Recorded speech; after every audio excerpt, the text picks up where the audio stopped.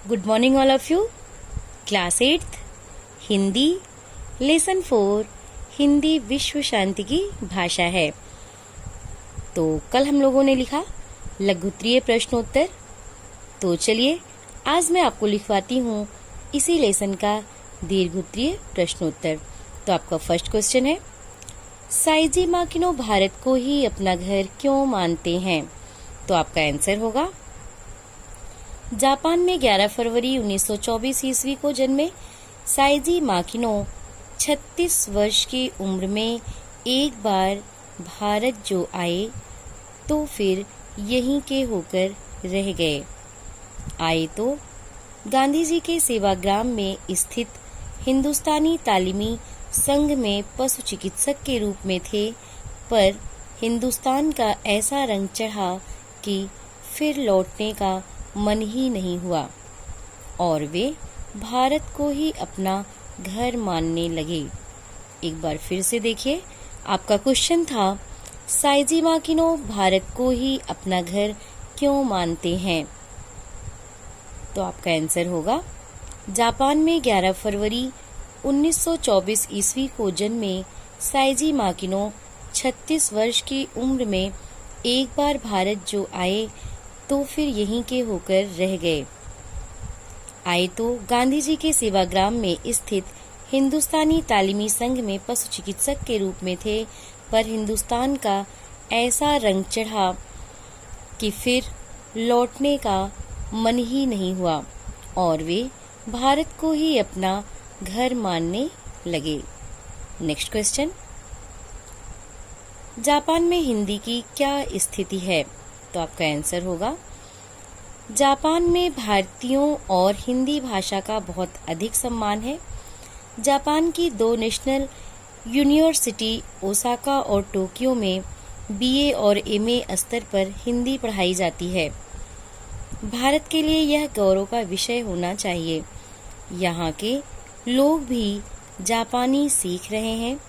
पहले यहाँ सिर्फ सर्टिफिकेट डिप्लोमा कोर्स था, अब बीए कोर्स भी है और हर साल बहुत से लोग बीए की परीक्षा में बैठते हैं। भाषा देश को भावना के स्तर पर जोड़ते हैं। जापानी में संस्कृत शब्द भरे पड़े हैं। इन दिनों बंगाली भाषा भी जापान में जोर पकड़ रही है, क्योंकि कलकत्ता ब्रैकेट में कोलकाता एशिया का दरवाजा है। एक समय में सबसे ज्यादा जापानी कलकत्ता में ही रहते थे। अब तो पूरे देश में बिखर गए हैं।